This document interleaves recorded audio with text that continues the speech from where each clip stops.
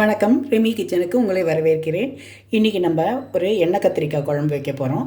எண்ணெய் கத்திரிக்காய் குழம்பு ஒவ்வொருத்தர் ஒரு ஸ்டைலில் வைப்பாங்க. நான் என்னோடய ஸ்டைலில் வைக்கிறேன். இதில் அதிகமாக புளியெல்லாம் விடாமல் கொஞ்சம் மைல்டாக புளி விட்டுட்டு அரைச்சி விட்டு செய்ய போகிறேன். இது ஒரு வித்தியாசமான டேஸ்ட்டாக இருக்கும். புளிக்குழம்பு மாதிரி இருக்காது. இது எப்படி செய்கிறதுன்னு பாருங்கள். முதல்ல கடாயை சூடு பண்ணிக்கலாம். கொஞ்சமாக எண்ணெய் விட்டுப்போம். சும்மா வதக்கிறதுக்காக தான் இந்த எண்ணெய் விடுறோம். அது வதக்கிறதுக்காக எண்ணெயை விட்டு அது சூடாகட்டும். சூடாகும்போது நம்ம ஒரு 4-5 சில்லு இஞ்சி துண்டு, சின்ன துண்டு தான், கொஞ்சம் இஞ்சி, ஒரு 4 சில்லு பூண்டு, கொஞ்சமாக ஜீரகம், கொஞ்சம் சோம்பு, கொஞ்சமாக மிளகு, இதை நல்லா கொஞ்சம் லைட்டாக வதக்கிக்கணும். கொஞ்சம் தேங்காய், ஒரே ஒரு சில்லு, இவ்வளோ தான் தேங்காய்.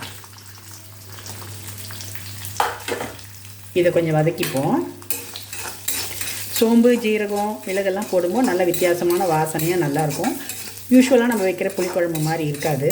தேங்காய் வேறு போடுறோம், அதனால் கொஞ்சம் வித்தியாசமாக இருக்கும். இது ஒரு ஸ்டைல் குழம்பு. இந்த குழம்பு எண்ணெய் கத்திரிக்காய் குழம்பு தான். எண்ணெய் பொரித்து தான் போட போகிறோம். ஆனால் இந்த மசாலா போட்டு இந்த மாதிரி ஃப்ரை பண்ணி போட்டு அரைச்சிட்டு பண்ண போகிறோம். இது ஒரு டிஃப்ரெண்ட்டான ஸ்டைலு. இது உங்களுக்கு தெரிஞ்சிருந்தாலும் தெரியலனாலும் அதை பார்த்து கற்றுக்குங்க. தெரிஞ்சிருந்தால் நீங்கள் சொல்லுங்கள், கமெண்ட் பண்ணுங்கள் எனக்கு இது தெரியும்னு. தெரியலனா செய்து பார்த்துட்டு எப்படி இருக்குன்னு எனக்கு சொல்லுங்கள். லைட்டாக சூடாயிடுச்சு.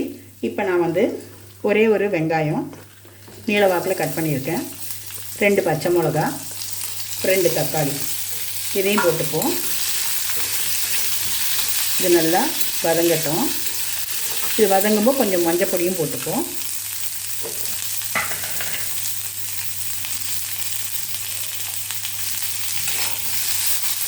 இதை கொஞ்சம் தக்காளி கொஞ்சம் வதங்கட்டும். வதங்கின அப்புறம் ஆற வச்சுட்டு நம்ம அரைப்போம். அது வரைக்கும் இது வதங்கட்டும். பச்சை வாசனை போகிற அளவுக்கு வதங்கினா போதும். ஏன்னா திரும்ப நம்ம குழம்புல போட போகிறோம், அதனால இதை எடுத்துருவோம். எடுத்துட்டு அதே கடாயிலேயே எண்ணெய் விட்டு கத்திரிக்காவை ஃப்ரை பண்ணிப்போம். எல்லாம் தீபாவளிலாம் வருது. எல்லாம் ட்ரெஸ் எல்லாம் எடுத்துட்டிங்களா? தீபாவளிக்கு ரெடி ஆகிட்டிங்களா? எல்லோரும் ரொம்ப பிஸியாக இருப்பீங்க. ஸ்வீட்ஸ் எல்லாம் பண்ணணும், ரிலேஷன் வீட்டுக்கெலாம் போவீங்க. எல்லாம் ரொம்ப பிஸியாக இருப்பீங்க. தீபாவளி சந்தோஷமாக கொண்டாடணும் இல்லையா? கொஞ்சமாக எண்ணெய் விட்டுப்போம். கத்திரிக்காவை இந்த மாதிரி இந்த மாதிரி கீறி உள்ளே சொத்தை இருக்கான்னு பார்த்து, க்ளீனாக இருக்கான்னு பார்த்துட்டு வச்சுப்போம்.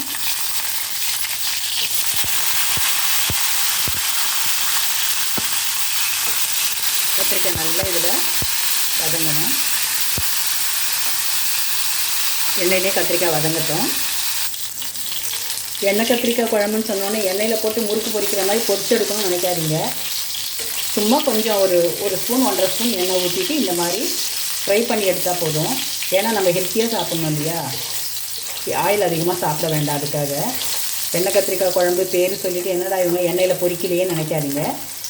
ஹெல்த்தியாக வேணுன்றதுனால நான் இப்படி தான் வறுத்து எடுக்கிறேன். கத்திரிக்காய் பாருங்கள், கலர் மாறிடுச்சு, வதங்கிடுச்சு.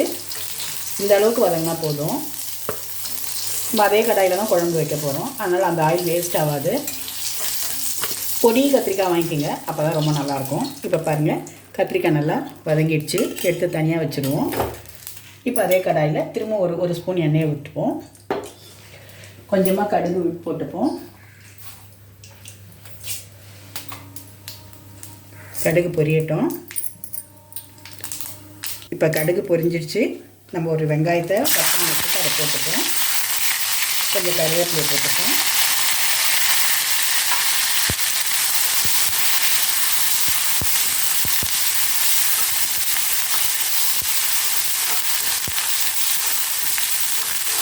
கருவேப்பிலை, வெங்காயம் கொஞ்சம் வதங்கட்டும். வெங்காயம் வதங்கும்போது நம்ம தேவையான உப்பு போட்டுப்போம். குழம்பு இறக்குற சமயத்தில் உப்பு கம்மியாக இருந்தால் பின்ன போட்டுக்கலாம்.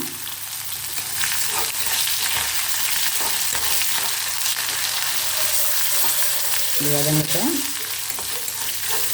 ரொம்பலாம் முறுமுறுன்னு வதங்க வேண்டாம், கண்ணாடி பதம் வந்தால் போதும். நம்ம சாதாரண வெங்காயம் வதக்குற மாதிரி தான். இப்போ இந்த அரைச்சி வச்சுருக்க இந்த பேஸ்ட்டை நம்ம இதில் போட்டுப்போம். தக்காளி, வெங்காயம், பூண்டு, இஞ்சி, மிளகு, ஜீரகம், சோம்பு எல்லாமே நம்ம அரைச்சி வச்சு இந்த பேஸ்ட்டை போட்டுப்போம். அதையும் கொஞ்சம் இந்த மசாலாவோட வெங்காயத்தோடு இந்த மசாலா சேரட்டும், கொஞ்சம் வதக்கிப்போம். ஏற்கனவே வதக்கினது தான், இருந்தாலும் இந்த உப்பு காரம்லாம் பிடிக்கணும் இல்லையா, அதனால் கொஞ்சம் வதக்கிப்போம். கொஞ்சம் வதங்கிட்டோம். கொஞ்சமாக தேவையான அளவு சில்லி பவுடர் போட்டுக்கலாம். நான் ப்ளெயின் சில்லி பவுடர்லாம் போடுறேன். இதில் பச்சை மிளகா வேறு போட்டிருக்கோம், அதனால் ரொம்ப காரம் வேண்டாம். இந்த குழம்பு ரொம்ப காரமாகலாம் இருக்காது, புளிக்குழம்பு காரக்குழம்பு மாதிரி இருக்காது, அதனால் காரம் கம்மியாக தான் போடணும். இது சப்பாத்திக்கு தோசைக்கெல்லாம் கூட சாப்பிட்லாம். இப்போ வதங்கிடுச்சு. இப்போ ஒரே ஒரு நெல்லிக்காய் அளவு புளியை இந்த மாதிரி கரைச்சி வச்சுருக்கேன், அதை ஊற்றிடுவோம்.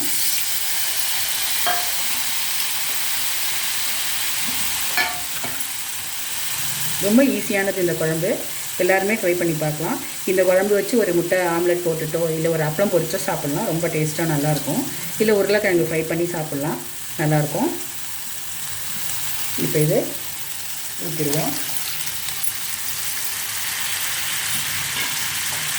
இப்போ நம்ம கரண்டியை மாற்றிடுவோம். இந்த கரண்டி இனிமேல் சரி வராது, குழம்பு கரண்டி எடுத்துப்போம்.